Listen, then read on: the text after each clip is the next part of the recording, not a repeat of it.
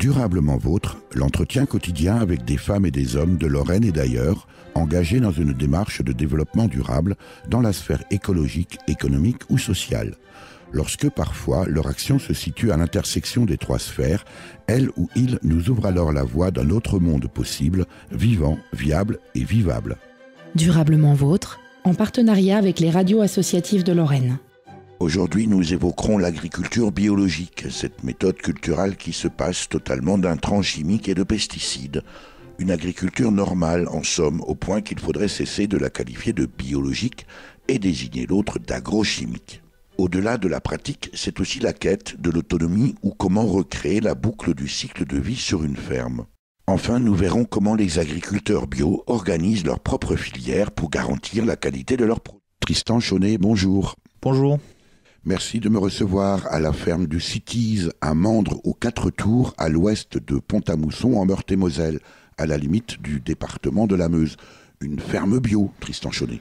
C'est ça, une ferme bio depuis 2010 et où travaillent 2 associés, donc moi-même et Marc Lavaux, qui était avant seul sur l'exploitation. Quel type d'exploitation, Tristan Chaunet ? Alors on a 140 hectares qui se répartissent un gros tiers en céréales et le reste en herbe pour nourrir une 40aine de vaches allaitantes avec la suite. Et puis vous êtes également vice-président de la coopérative ProBiolore. Oui, c'est ça, oui. Donc ça fait 2 ans que je suis administrateur au sein de cette coopérative. Donc la coopérative qui s'occupe des céréales en Lorraine, une coopérative 100% bio. Et j'ai eu l'opportunité de prendre des responsabilités au sein de cette coopérative l'année dernière. Au plus haut sommet de l'État, on découvre que la nature est une alliée de l'agriculture. Il faut qu'on retrouve dans les mécanismes de la nature des outils pour la production agricole. Et il y en a un qui a été cité, c'est les vers de terre. 3 tonnes de vers de terre à l'hectare, ça vous remue 280 tonnes de terre. Ce qui fait qu'aujourd'hui, les agriculteurs se passent du labour en utilisant les vers de terre. Et alors, avec Michel Sapin et François Rebsamen, on a vérifié, ils ont fait une conférence sociale il y a plusieurs millions d'années, et ils sont d'accord pour travailler gratuitement. Et le MEDEF, on l'a vérifié aussi, n'était pas là. Donc pas de durée légale, pas de cotisation sociale, pas d'heures supplémentaires, ça travaille tout le temps. Et quand ils pointent, c'est parce qu'il faut des petites cabanes sur le sol, parce qu'en plus, ils redescendent de la matière organique. Donc ils enrichissent le sol. Principe, il y a des mécanismes dans la nature qui sont très utiles pour la production agricole. Il doit vous faire sourire, Tristan Chaunet, le propos du ministre de l'Agriculture, de l'Agroalimentaire et de la Forêt, Stéphane Le Foll, qui s'exprimait ici lors de la conférence environnementale organisée les 27 et 28 novembre 2014 par le ministère de l'Écologie, du Développement durable et de l'Énergie. Oui, on découvre que Le Foll apprend des choses tous les jours. Bon, ça fait partie des choses intéressantes qu'il a soulevées avec l'agroécologie, qu'on a du mal à voir les concrétisations sur le terrain, quoi. En même temps, c'est plutôt encourageant. Il ne soutient plus, en tout cas officiellement, l'agriculture chimique. Et comme vous dites, Tristan Chaunet, il y a peut-être une certaine distance entre son discours et l'application sur le terrain. Oui. Enfin, pour parler très concrètement, l'agriculture conventionnelle est encore à l'heure actuelle plus aidée que l'agriculture biologique. Donc ça reflète quand même des intentions ministérielles qui diffèrent avec les propos, quoi. Alors vous, ici, sur la ferme du Cities, Tristan Chaunet, vous mettez en œuvre une agriculture biologique. Oui, voilà, donc comme je le disais en introduction, ça fait depuis 2010 que Marc, mon associé, a commencé la conversion à l'agriculture biologique. La ferme, historiquement, appartient à la famille Lavaux, donc. Marc est installé depuis les années 80. Et depuis à peu près une quinzaine d'années, il se posait pas mal de questions sur l'agriculture biologique et en tout cas remettait beaucoup en cause les pratiques conventionnelles, quoi. Donc, on peut dire que c'est un converti en quelque sorte. C'est un converti.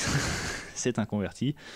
Et du coup, petit à petit, il a modifié ses pratiques pour aboutir en 2010, donc vraiment progressivement, quoi. Ça a été vraiment petit à petit. Apprendre à cultiver de nouvelles céréales, retravailler l'herbe correctement, amener le troupeau à bien valoriser l'herbe pour arriver donc aujourd'hui à une ferme à peu près équilibrée et qui fonctionne bien en agriculture biologique, quoi. Alors on a souvent du mal à imaginer que des agriculteurs, des paysans doivent quelque part et en quelque sorte réapprendre leur métier pour sortir d'un système d'agrochimie conventionnelle, Tristan Chaunet. toute façon, oui, il s'agit de réapprendre, puisque maintenant l'agriculture conventionnelle est un système, c'est une agriculture hyper simplifiée, avec un nombre très réduit de cultures. Et la nature n'ayant pas l'habitude d'être aussi simplifiée, on est obligé de l'aider, de la pousser, de la soigner, puisqu'elle est déséquilibrée, quoi, clairement. Notre métier ici à la ferme du Cities et dans tous les systèmes bio, c'est de recréer, d'essayer de retrouver l'équilibre pour essayer que tout fonctionne naturellement, quoi. Alors c'est encore au mois de novembre le mois de la bio. Tristan Chaunet, c'est aussi une démarche qui vise précisément à expliquer aux agriculteurs, aux paysans qui se poseraient des questions et de les amener sur le terrain à voir finalement que c'est possible. Oui, voilà, parce que l'agriculture biologique, elle a fait ses preuves. Aujourd'hui, il n'y a plus de contestation possible. Économiquement, techniquement, on a fait nos preuves. Pour autant, ça reste encore très critiqué pour beaucoup de personnes. Ça reste critiqué, ça reste marginal en termes de surface agricole et de nombre d'animaux. Et un agriculteur ne peut être convaincu qu'en voyant un collègue agriculteur. Ce n'est pas des chiffres, ce n'est pas des grandes explications qui feront les convaincus. Donc le mois de la bio, c'est l'occasion d'organiser pas mal de visites de ferme pour motiver les gens et qu'ils se rendent compte des réalités sur le terrain, quoi. Alors, est-ce que vous avez, vous, ici, sur la ferme du Cities, Tristan Chaunet, eu l'occasion comme ça de rencontrer des collègues qui sont, eux, encore pour l'instant conventionnels, mais qui se posent des questions ? Ah oui, régulièrement, on a des gens qui viennent visiter la ferme, qui sont en réflexion pour passer en bio. Ou alors même des voisins qui, quand il y a des visites de ferme, des voisins qui viennent voir, poser des questions. Ça arrive assez régulièrement, oui. Alors comment ça se passe ? Quel est le frein, le principal frein à cette conversion ? Le principal frein, sur l'atelier vache, c'est relativement simple de passer en bio. Là, il n'y a plus vraiment de crainte des agriculteurs. Je crois que ça passe très bien. Mais c'est plus au niveau des céréales, on a toujours peur du salissement des parcelles. De la mauvaise herbe, c'est vraiment... c'est ce qu'on appelle le salissement de la parcelle. Ça s'appelle le salissement, voilà. Le pas qui est difficile à franchir, il est ici, c'est supporter qu'on puisse avoir autre chose que ce qu'on a semé dans le champ. Voilà. Et alors, moi, je préfère avoir des champs propres parce que qui dit champ propre dit peu de compétition à la culture que je suis en train de cultiver, donc potentiellement un rendement intéressant. Donc, je cherche à avoir des champs propres, mais moi, une fois que j'ai fait tout ce que j'ai pu pour avoir un champ propre, s'il est sale, tant pis. Moi, j'ai fait tout ce que j'ai pu. Maintenant, il n'y a plus qu'à moissonner, voir le résultat, quoi. Du coup, c'est vrai que même étymologiquement, ou en tout cas sémantiquement, la notion de nature sale pose question finalement. Oui, c'est vrai, oui. Vous m'excuserez, j'ai adopté le vocabulaire classique. Mais en tout cas, ça montre aussi qu'il y a ces résistances culturelles. À la ferme du Cities, Tristan Chaunet, vous êtes sur un système de polyculture élevage. Attention, on n'est pas dans un système de culture et dans un système d'élevage. On est bien dans la combinaison et dans les interactions entre la culture et l'élevage. Et ça, c'est vraiment très important. Et ça, c'est hyper aussi important en termes d'apprentissage, puisqu'en fait, justement, on voit qu'à partir du moment où on va vers l'autonomie, ce qui est important, c'est de refaire apparaître et de réapprendre où peuvent se faire les interfaces entre culture et élevage. Durablement vôtre, Éric Mutschler. C'était Mathieu Godefroy et Xavier Coquille, respectivement responsables de l'installation expérimentale et ingénieurs de recherche de la ferme expérimentale du Centre de Mirecourt de l'Institut national de la recherche agronomique, dans le film documentaire intitulé « L'autonomie paysanne » réalisé en 2014 par Catherine Guénaud et Gérard Leblanc. J'imagine que vous adhérez à cette approche, Tristan Chaunet. Ah oui, tout à fait. L'autonomie des fermes, c'est vraiment ce qui nous tient à cœur en agriculture biologique. Alors, j'aimerais que vous nous expliquiez un petit peu ce concept d'autonomie des fermes, Tristan Chaunet. L'objectif, donc, c'est de créer un système qui s'équilibre. Et pour qu'un système s'équilibre, il n'y a pas besoin. On évite d'avoir recours à de l'achat extérieur. Déjà, pour des aspects strictement économiques, mais en plus parce qu'il vient perturber le système, quoi. Donc l'enjeu, c'est vraiment de trouver au sein de sa propre ferme les moyens de créer de la fertilité dans le système. Que le système fonctionne sur lui-même, en quelque sorte. Alors, il faut quand même insister sur un point, Tristan Chaunet, c'est en fait aujourd'hui une ferme en agriculture conventionnelle ou chimique. En fait, elle achète ses céréales, elle achète ses graines, elle achète ce qu'on appelle les intrants, donc les produits chimiques, les engrais, à l'extérieur, dans les grandes firmes. Elle met ça en œuvre dans sa ferme et puis après, elle revend bien souvent à ces mêmes grandes firmes ou à des filiales sa production. En fait, c'est juste une entité de production. C'est pas du tout le modèle que vous préconisez ici sur la ferme du Cities. Au Conseil, on s'approche presque du salariat en fait. Hein. On travaille pour une grande firme, hein. On consomme ses produits, la matière première pour en créer une deuxième, quoi.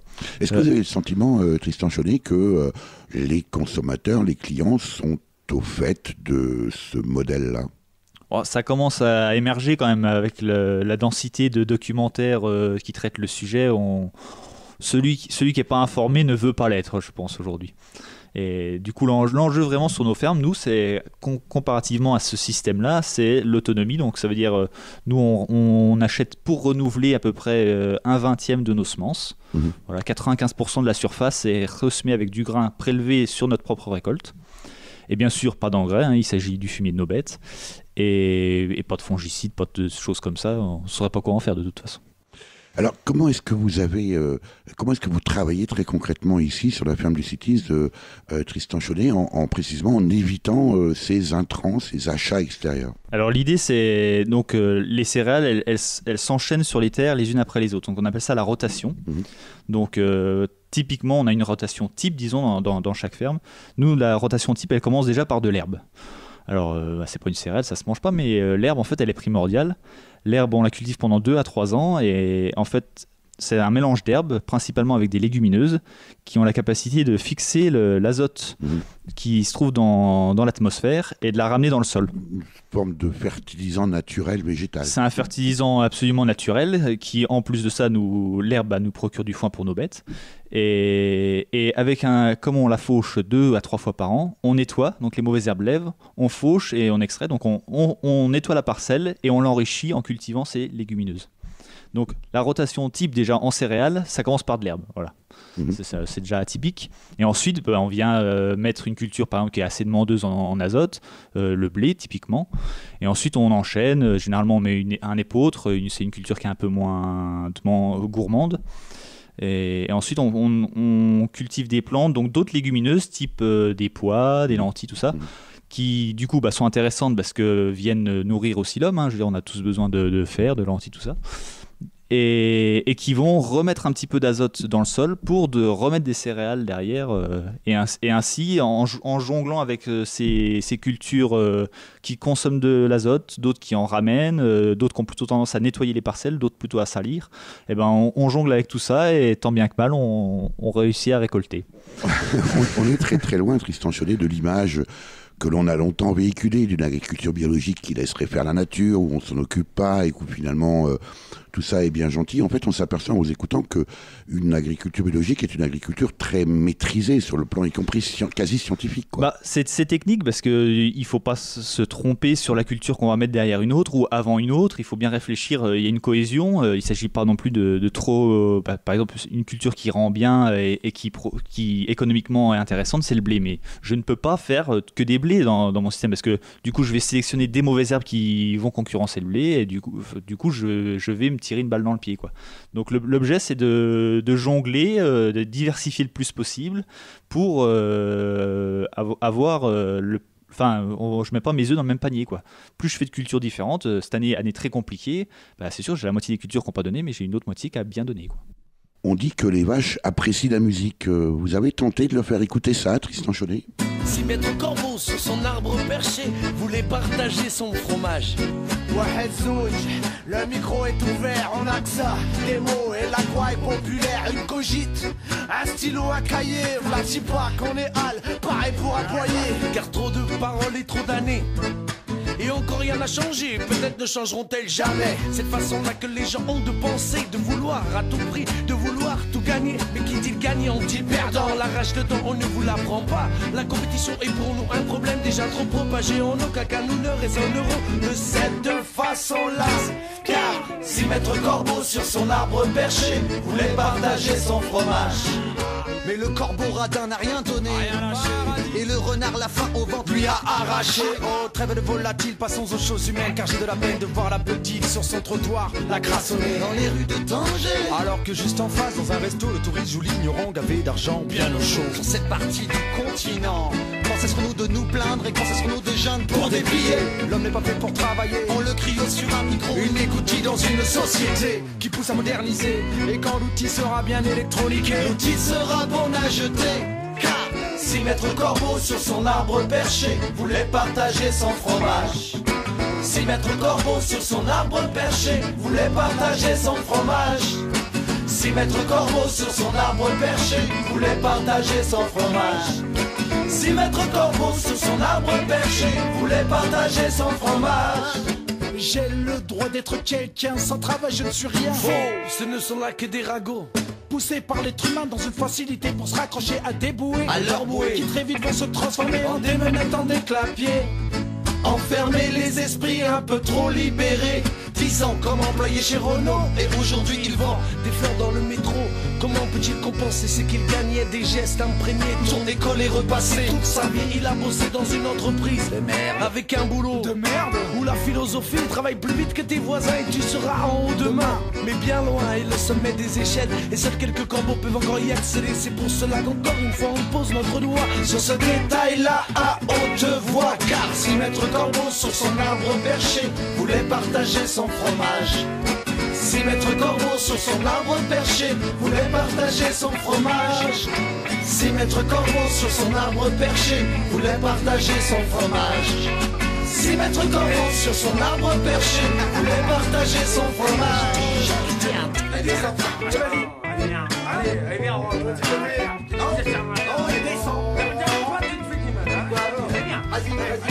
vas-y, chercher la cible, vas-y. Qu'est-ce que tu fais là? Descends là, parce que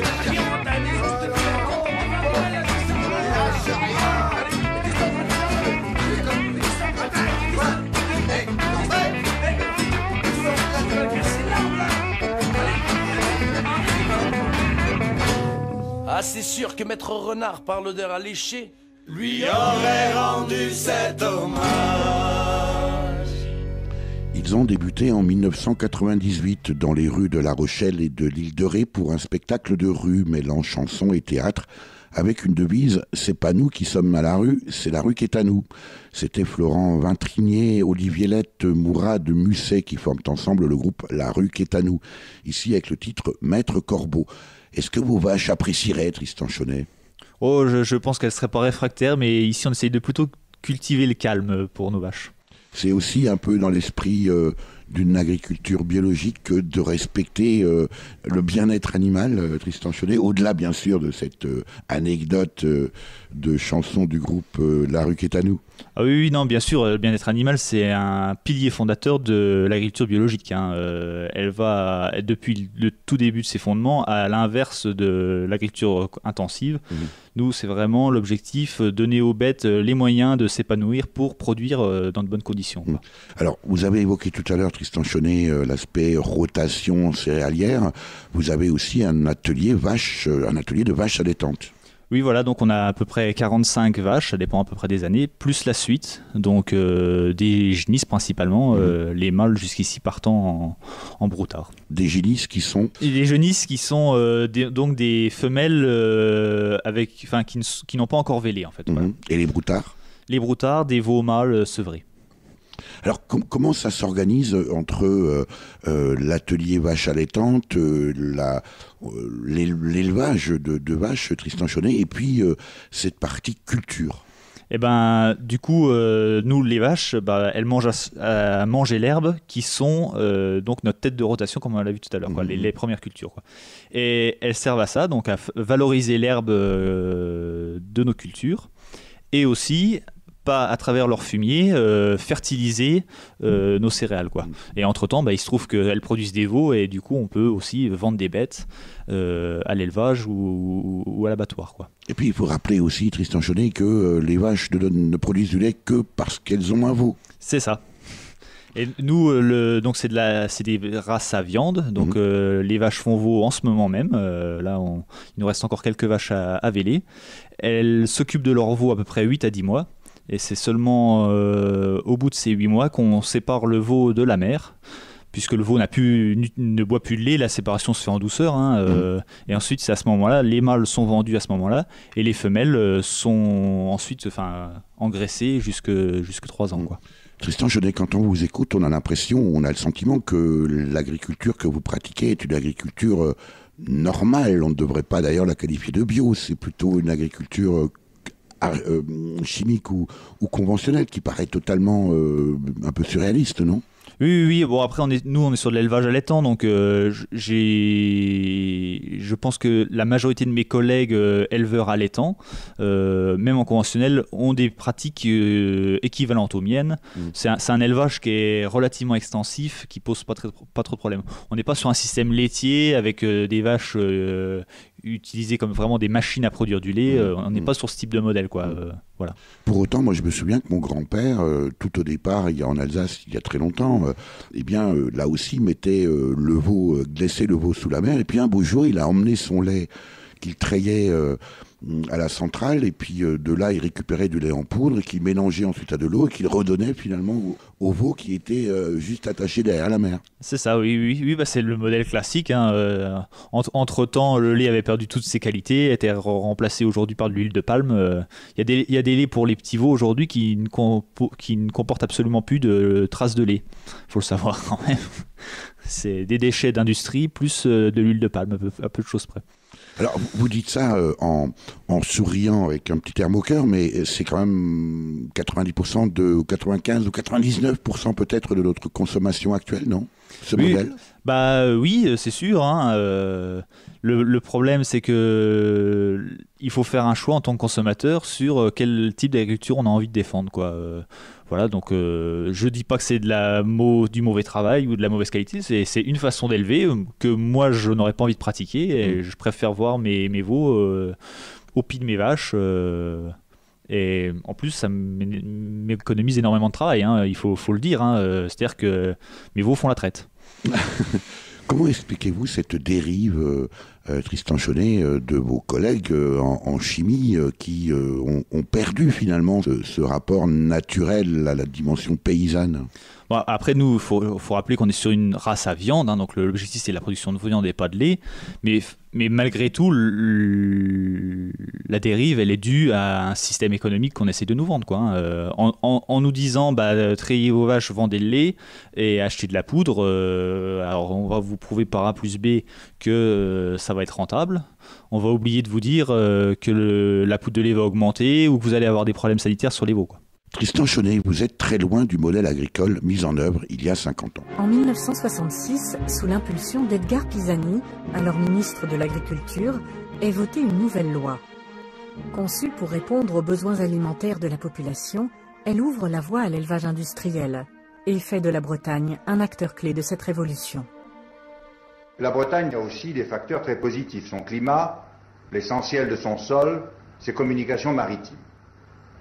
La première conclusion qui résulte de notre entretien, c'est que la Bretagne doit se considérer comme un immense atelier de production de viande et de lait, et doit avoir tendance à produire des végétaux pour qu'ils servent à la production de viande.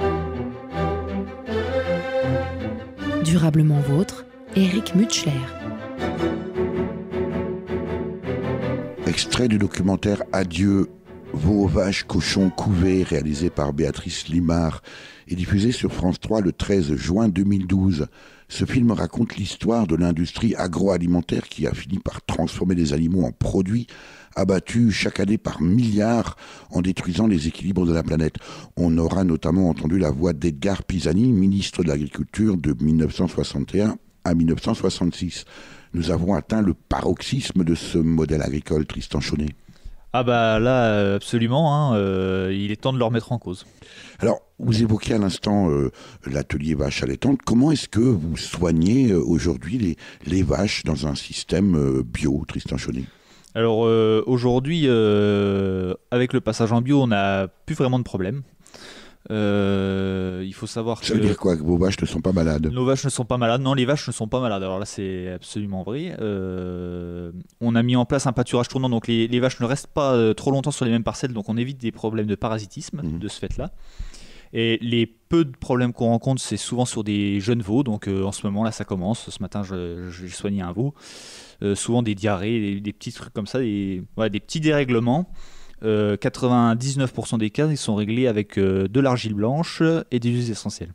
Est-ce que finalement l'agriculture industrielle ou l'agrochimie n'a pas amené les paysans à leur faire croire que c'était normal que les vaches étaient malades en permanence et de les amener finalement à transformer l'élevage par de la gestion de la pathologie animale, Tristan Chaunet? Le modèle, la densité des élevages et la façon dont on les mène en déséquilibrant leur alimentation, tout ça, amène les maladies. Et ces maladies-là étant relativement graves, il n'y a pas d'autre choix que de traiter de façon allélopathique, quoi.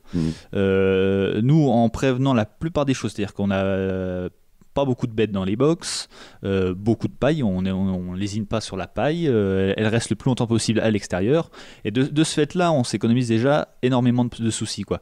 Et on pourrait mettre 5-10 vaches de plus dans le bâtiment, on se le refuse. Comment réagissent vos collègues qui visitent à ce moment-là votre élevage, Tristan Chaunet, quand ils découvrent que vos vaches, à vous, d'abord, sont bien correctement paillées et ne sont pas malades?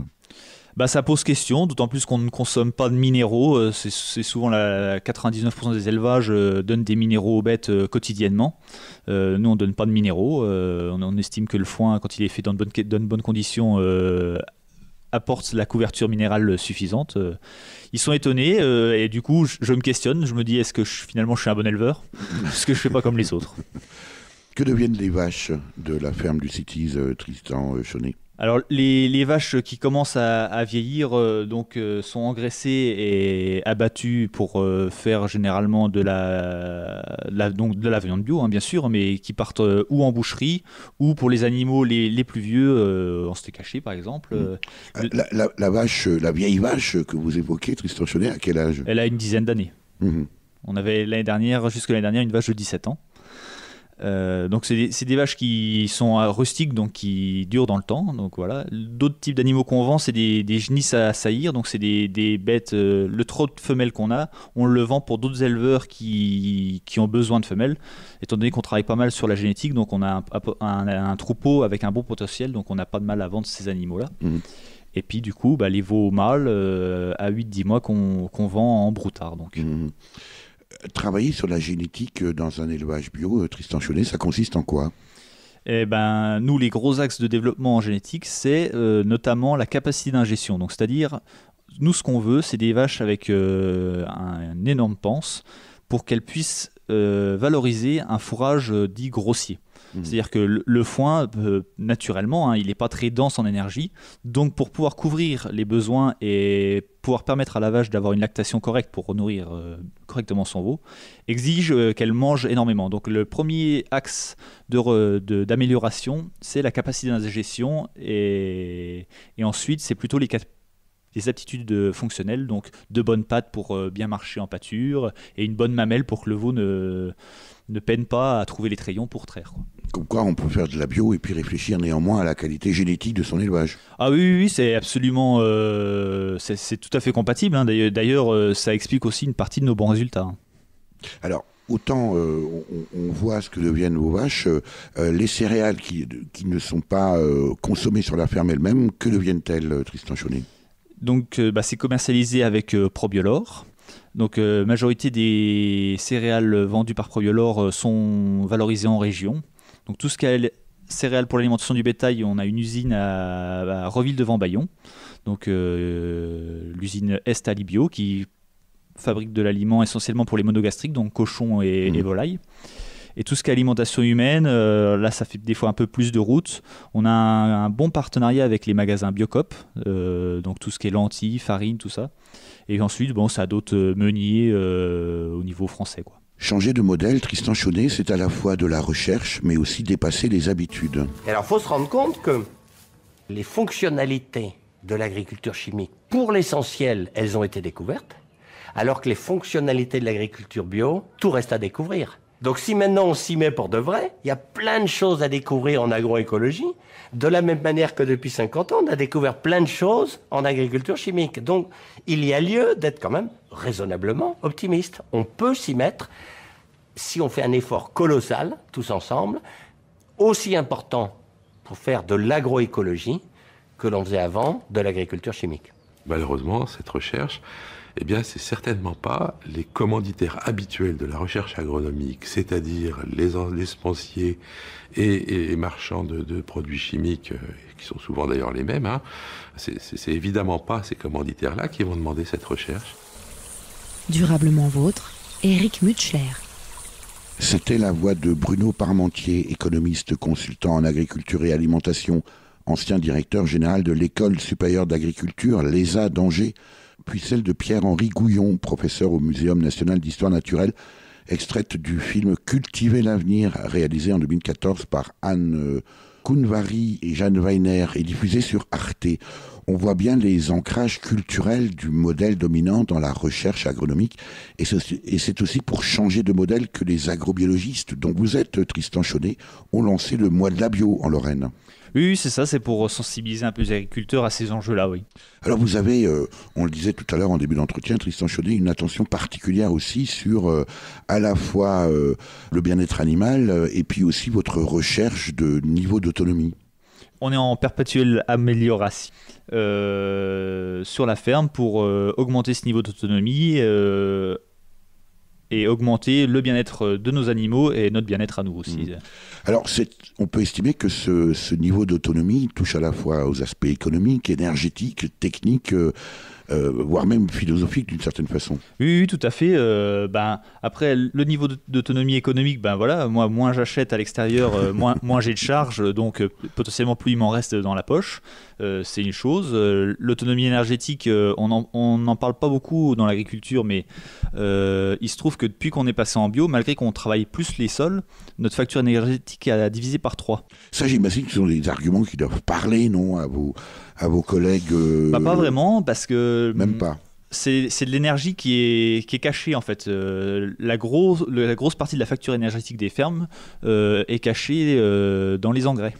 Les engrais azotés sont des gros consommateurs d'énergie, ainsi que les pesticides, quoi. C'est-à-dire dans leur fabrication. Dans leur fabrication, oui. Parce que ce sont des sous-produits issus du pétrole, en somme. C'est ça, et la fixation, l'azote, pour la citer, donc l'engrais numéro 1 en conventionnel, c'est l'azote de l'air qui est fixé par des moyens industriels en petites billes pour remettre dans les champs. Donc, je vous rappelle, moi, c'est mes légumineuses dans mes champs qui le fixent.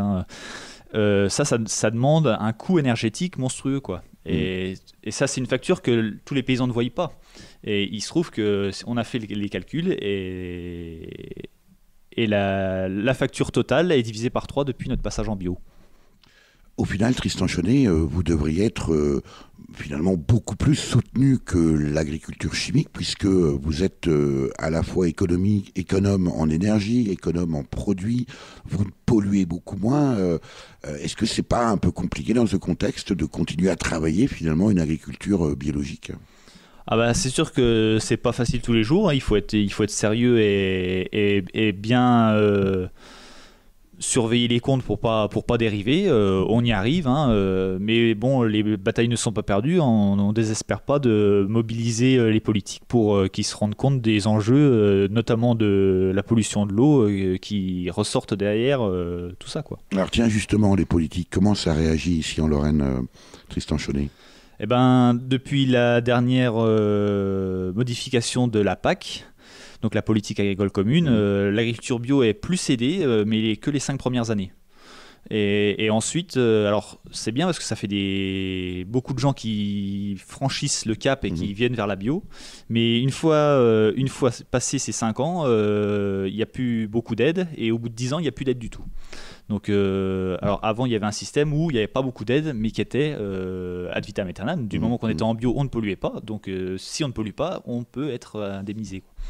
Donc, ce modèle-là ce système d'aide ne fonctionne plus, et c'est dramatique puisqu'il y a des fermes qui sont en bio depuis des dizaines d'années et qui aujourd'hui accueillent des jeunes qui s'installent, mais qui n'ont plus le droit à des aides.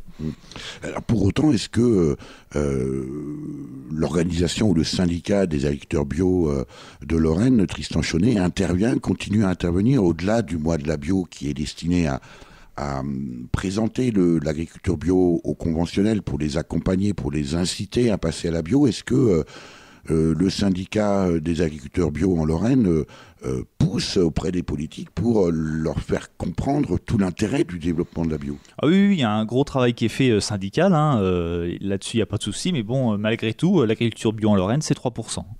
Donc on reste pour des enjeux nationaux de ministères qui ont d'autres préoccupations, plus que des vers de terre, quoi. Mais en même temps, quand on voit l'utilité des vers de terre... ils ont des grandes utilités, mais ils ne se voient pas. Tristan Chaunet, en termes de travail, est-ce que dans une exploitation bio, on travaille plus et plus dur que dans une exploitation agrochimique? Il y a plus de travail. C'est-à-dire que depuis qu'on est en bio, je suis arrivé et je suis venu en plus de Marc. Mais il y a aussi qu'on arrive maintenant à se rémunérer tous les deux. Avant, Marc était tout seul sur 140 hectares. Aujourd'hui, on est deux, enfin 1,5 sur 140 hectares. Donc il y a plus de travail, ça occupe plus de monde, quoi. Il me semble qu'on a des problèmes de chômage, donc c'est pas vraiment un problème.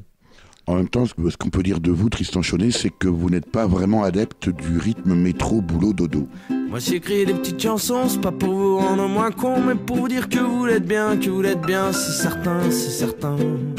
Moi qui vous vois toute la journée, vous avez pas l'air de rigoler. Le matin vous partez au boulot, le soir vous rentrez au tombeau.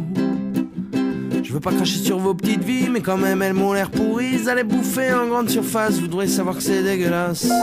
Vous prenez jamais le temps de rien, vous en éteignez comme des chiens. Et puis après pour vous calmer, vous en achetez une nouvelle télé. Vous croyez que ça va vous faire du bien, les téléfilms américains, la propagande de l'OTB, les jeux où on gagne du pognon.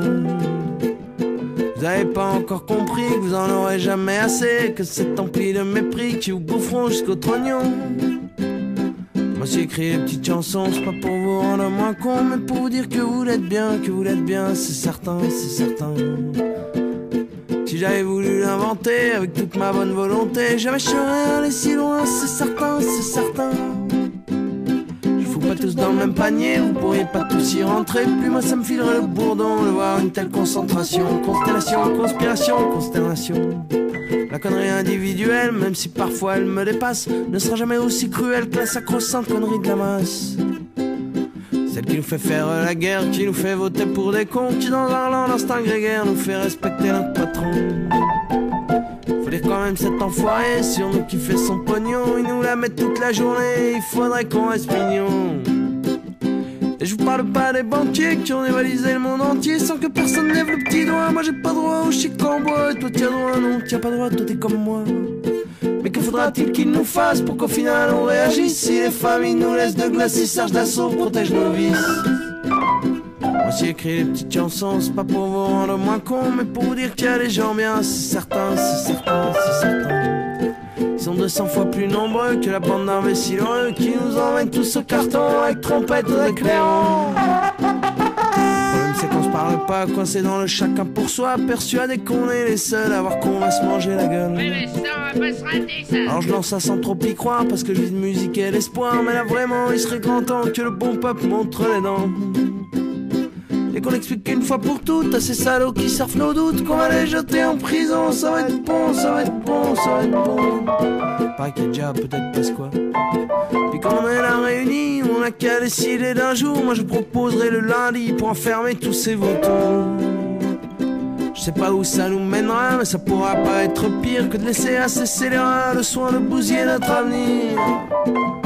Moi j'ai écrit des petites chansons, c'est que je sais pas comment vous dire qu'une petite révolution nous redonne à tous le sourire. Durablement vôtre, Éric Mutschler. Geoffrey Maracas, Les Cons, je précise que c'est le titre de cette chanson tirée de leur deuxième album Prison Dorée, sorti en 2012, qui n'est pas sans rappeler dans un autre style un certain Georges Brassens, originaire lui aussi de Sète, et qui déclamait déjà sur le même thème en 1961, comme quoi le temps ne fait rien à l'affaire. Tristan Chaunet, vous êtes vous-même fils de paysan. Oui, tout à fait, oui.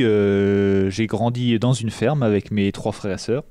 Donc mes parents étaient en agriculture biologique eux aussi. Je suis tombé dedans quand j'étais tout petit. J'imagine que ça aide. Ça aide, oui. J'avais 3 ans quand ils sont passés à l'agriculture biologique. Donc j'ai grandi dans une ferme, mais mes parents ont ensuite arrêté leur activité, ils étaient éleveurs laitiers en l'occurrence. Et du coup, moi, je n'ai pas eu la possibilité, pas eu non plus l'envie de reprendre la ferme familiale. Et du coup, je me suis installé hors cadre familial. Mais pour autant, vous auriez pu reprendre cette ferme familiale. C'est peut-être un peu indiscret comme question. J'aurais pu, oui. Mais après, il y avait... moi, ce que je recherchais, étant donné que la ferme n'existait plus comme mes parents l'avaient fait, moi, j'avais l'envie aussi de créer quelque chose en association. Donc là, maintenant, je ne suis pas seul sur mon exploitation. Je travaille avec Marc Lavaux.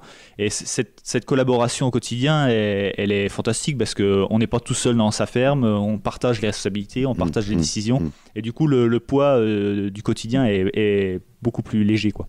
Alors vous avez quand même un parcours, vous avez fait des études, un bac S en biologie dans un lycée agricole, un DUT, un diplôme universitaire technologique en génie biologique, option agronomie, vous avez été responsable de troupeaux laitiers, vous avez même fait un CAP de menuiserie. Oui, j'ai été donc responsable d'un troupeau laitier, et puis à la suite de cette expérience, j'avais envie d'un peu de me changer les idées, puis le week-end je bricolais un peu le bois, j'étais équipé de quelques machines, donc je me suis dit j'avais 24 ans à l'époque, c'était le moment, c'est facile de retourner à l'école quand on a moins de 25 ans. Donc, et vous avez aujourd'hui quel âge, Tristan Chaudet ? J'ai 27 ans. Et du coup, j'ai profité de ça pour faire un an de CAP menuiserie en apprentissage pour élargir le champ de mes compétences. Au final, travailler sur une ferme, ça a toujours été votre première motivation, non ? Oui, c'est sûr. Étant fils de paysan, j'ai toujours traîné dans les pieds de mon père. Pendant mes vacances, j'allais chez mon oncle aussi travailler un petit peu. J'ai toujours été un peu dans la ferme et j'ai toujours aimé ce milieu-là, mais je me suis jamais fermé à ça en me disant je serai paysan. J'avais une vague idée que je finirais comme ça, mais j'ai jamais poussé. Et en fait, si je suis ici aujourd'hui, c'est grâce à ma compagne en l'occurrence qui, au cours d'un stage, est venue rencontrer Marc Lavaux dans le cadre d'une enquête, et Marc Lavaux lui a parlé qu'il cherchait un jeune à installer parce que il cherchait à lever le pied et puis qu'il y avait du travail sur la ferme. Elle a dit en plaisantant faudrait que je vous présente mon compagnon, et puis il l'a rappelé 2 jours plus tard en disant si c'était plus qu'une blague, venez manger, et puis c'est comme ça que l'aventure a commencé. Quelle est aujourd'hui la situation des jeunes dans l'agriculture et l'agriculture biologique en particulier ? Est-ce qu'elle a tendance à attirer plus de monde que l'agrochimie, Tristan Chaudet ? Ah oui, si l'agriculture aujourd'hui c'est 3% des surfaces agricoles, c'est beaucoup plus des installations. Je n'ai pas de chiffres en tête, mais moi, dans le cadre de mon installation, on était plusieurs dans les mêmes formations ensemble. J'ai un collègue qui vient de s'installer dans le coin, on échange pas mal ensemble sur du bio. Il y a vraiment une forte dynamique à l'installation parce que on n'est plus avec des générations, on va dire, formatées. Les jeunes vraiment se posent des questions et ça avance vraiment dans le bon sens, quoi. En même temps, lorsque l'on reprend la ferme de ses parents qui, eux, ont fonctionné sur un certain modèle, finalement issu de la politique telle que présentée tout à l'heure par Edgar Pisani, Tristan Chaudet, est-ce qu'on n'a pas aussi le risque de certains conflits familiaux ? Ah oui, non, c'est sûr. C'est beaucoup plus difficile de changer un modèle quand il est familial et tout ça. Alors là, je conteste pas. Et bon, en l'occurrence, moi personnellement, j'ai pas eu à faire ce choix-là puisque quand je suis arrivé sur la ferme, elle était déjà en conversion bio. Mais c'est sûr que c'est difficile de contester un modèle, d'autant plus s'il est parental. Mais c'est difficile de toute façon de le contester. C'est difficile de le contester au sein de la famille, mais c'est même à l'extérieur, on a du mal de reconnaître qu'on puisse faire mal ou pas correctement, quoi. Vous feriez autre chose, vous verriez faire autre chose que finalement aujourd'hui de l'agriculture biologique, Tristan Chaudet ? Non, si je suis agriculteur, c'est en bio, je n'imagine pas mon métier autrement, mais je ne suis pas fermé à ne faire que agriculteur. J'adore ce métier, mais j'adore plein de choses. Je suis curieux de la vie.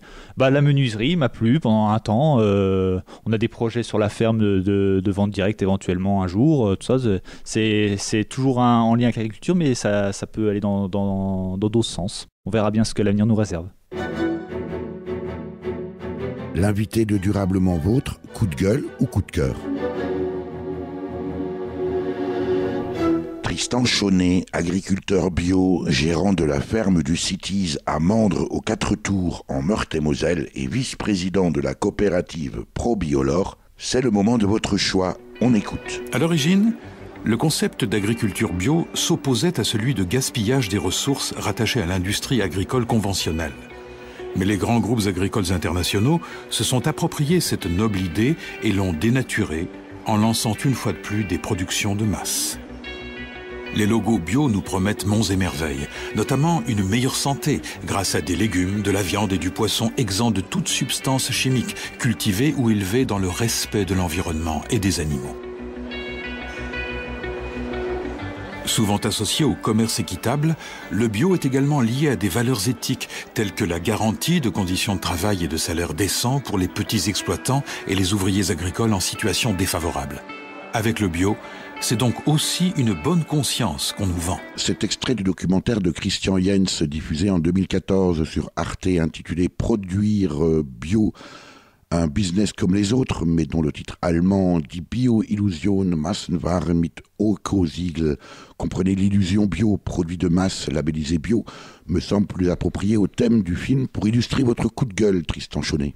Oui, voilà, oui, j'en ai un petit peu marre là, de l'amalgame qu'il peut y avoir entre, avec tous les images qu'on nous montre en ce moment ou les documentaires sur le bio-business. Voilà, j'aimerais juste rappeler que le bio aujourd'hui, ce n'est qu'un cahier des charges technique sur comment on produit. Ce cahier des charges-là, on ne peut pas lui demander autre chose que ça. Après, la plupart des agriculteurs bio voient plus loin que ce simple cahier des charges technique, mais aujourd'hui, ça n'est que ça. Donc, alors quand on sort... Ça veut dire quoi ça veut dire que, Tristan Chaunet, que précisément comme le raconte ce documentaire de Christian Jens, on a des grands groupes qui aujourd'hui se sont engouffrés dans le label, quasiment la marque bio, pour faire en quelque sorte tout et n'importe quoi. Oui, et ils en ont le droit, juridiquement parlant, ils en ont le droit, puisque le bio, c'est une façon de produire. Ils respectent le cahier des charges. Après, il ne faut pas mettre sur le logo bio autre chose que ça. Et il y a beaucoup d'amalgames sur le bio et le local, alors qu'il n'y a rien qui impose le local dans le bio. Et le local n'est pas bio et le bio n'est pas forcément le local. Il faut bien faire le distinguo entre les deux. Alors l'idéal, c'est bien sûr le bio et local, mais c'est un « et ». C'est pas le bio et local EST, c'est le bio ET local. Alors on conteste aussi souvent, on dénonce souvent le bio, notamment dans ces conditions de production sociale. Rien ne garantit que parce que c'est bio que on attache autant d'importance au bien-être des salariés qu'au bien-être animal. Mais est-ce qu'il ne faudrait pas étendre ou durcir aussi, ou peut-être inclure d'autres paramètres dans précisément le label bio, Tristan Alors Chaunet? oui, c'est un travail qu'on mène, et en l'occurrence il y a des... Alors dans l'extrait qu'on a entendu, il y a un amalgame aussi avec le commerce équitable. Alors pareil, le bio et le commerce équitable, j'ai envie de dire, rien à voir. Oui, il se trouve que généralement le commerce équitable commercialise des produits bio. Oui, pas nécessairement. Mais généralement nord-sud. Il y a des démarches aujourd'hui qui apparaissent en France de commerce équitable dit nord-nord. Et du coup, où des valeurs sociales et des valeurs vraiment éthiques peuvent circuler derrière. Donc, mais c'est une couche en plus, c'est-à-dire qu'il y a un cahier des charges bio et on rajoute un cahier des charges qui va être plus social au-dessus de ça. Mais du coup, c'est au consommateur de savoir jusqu'où il est prêt à aller, qu'est-ce qu'il veut derrière son produit. Le bio, on est sur la préservation de l'environnement, la défense du bien-être animal. Je simplifie à large trait, mais c'est ça. Si on veut défendre... Après, la plupart des agriculteurs bio sont respectueux de leurs salariés, il n'y a pas de souci, je ne critique pas là-dessus, et pas forcément même qu'en bio. Mais pour garantir ces choses-là, si on ne veut pas, si on n'a pas les moyens de se déplacer voir le producteur, c'est de se raccrocher à d'autres labels qui défendent ces valeurs-là, notamment celui du commerce équitable. Est-ce que précisément la leçon de tout ça, Tristan Chaunet, parce qu'au départ, on a beaucoup critiqué, on a beaucoup méprisé l'agriculture bio. Aujourd'hui, ça devient un business. Et j'ai envie de dire tant mieux. Je veux dire, si aujourd'hui on peut en vivre décemment, et puis finalement on s'aperçoit que les grands groupes avec un certain cynisme s'engouffrent dans la brèche. Est-ce que finalement la vraie question, c'est pas le questionnement permanent aussi du consommateur? Ah si, on est clairement là-dedans. Il faut que le consommateur questionne ses habitudes alimentaires, ses habitudes de consommation, et fasse juge tout ce qu'il consomme et où c'est qu'il a envie d'aller dans ses choix de consommation, quoi. Finalement, qu'il porte plus ou au moins autant d'attention à la viande et aux légumes et aux produits qu'il consomme, les produits alimentaires qu'il consomme, que peut-être l'attention qu'il porte à sa voiture et à son portable. Ah non, mais c'est sûr qu'il y a des débats acharnés sur son équipe de foot préférée, sa marque de bagnole préférée. D'accord, oui, mais moi, mon logo préféré, c'est LAB. Est-ce que les clients que vous recevrez aujourd'hui, bientôt, Tristan Chaunet, sur votre ferme du Cities, ici à Mandres aux 4 Tours, est-ce que vous pensez que vous aurez suffisamment de gens intéressés précisément par votre démarche ? C'est-à-dire que on l'imagine un peu autrement, c'est-à-dire que et dans le monde de la bio ça marche comme ça, c'est pas juste on a de la camelote à vendre, trouvons les clients, c'est plutôt voilà, on va lancer un truc, on va tester, qu'est-ce que les gens ont envie, on va discuter avec eux. Le monde de la bio c'est fait comme ça, c'est-à-dire que et aujourd'hui même au sein de ProBiolore, c'est pas on sème des trucs dans des centaines d'hectares et ensuite on vend. Non, c'est on va voir le client, on contractualise avec lui pour l'année suivante, qu'est-ce qu'il aura besoin d'acheter, et on ne met en terre que ce qui est sûr d'être vendu et pas l'inverse. Et en faisant comme ça, on n'est pas c'est la grosse différence qu'il y a avec les grosses boîtes qui viennent dans la bio et qui viennent dans la bio par agonie en fait, parce qu'il y a un système conventionnel qui est à l'agonie clairement. Comment renforcer, comment développer l'agriculture bio aussi bien, puisque nous sommes encore dans le mois de la bio, Tristan Chaunet, aussi bien du côté des agriculteurs, comment les amener à cette conversion, et puis du côté des consommateurs finalement?